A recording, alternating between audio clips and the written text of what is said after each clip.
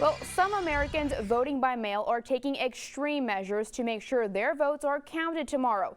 A few are even traveling hundreds of miles to cast a ballot. Ashar Quarishi spoke to one woman who wasn't going to let a missing absentee ballot stop her from getting to the polls.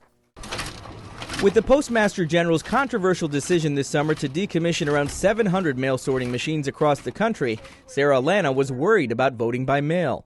We all have a choice, and what's going on right now with the Postal Service is another matter entirely. Clearly, it's not working. In Georgia, where she has lived and voted since 2013, nearly a dozen mail sorting machines were removed. Still, she applied for an absentee ballot. It was sent out the same day. 3 weeks later, no absentee ballot. And I was getting just so mad.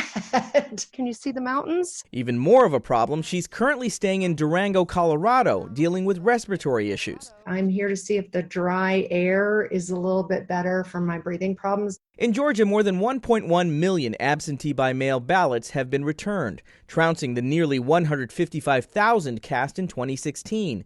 But another 500,000 mail-in ballots have yet to be returned. Sarah Lana decided not to take any chances. Despite being high risk for complications from COVID-19, she bought a $625 plane ticket and made the 1,600-mile journey from Durango to Atlanta to vote in person. I went through 3 airports. I took 2 flights. I was in 3 Lyft rides, which actually that was scary for me too. Others have had to make similar trips, like a woman studying here in Chicago who had to travel back to her home state of Texas to cast her ballot.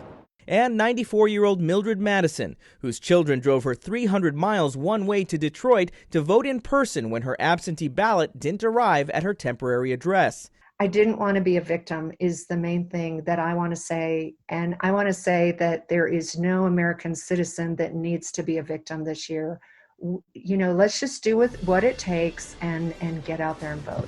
Alana says there's too much at stake this election not to ensure your voice is heard.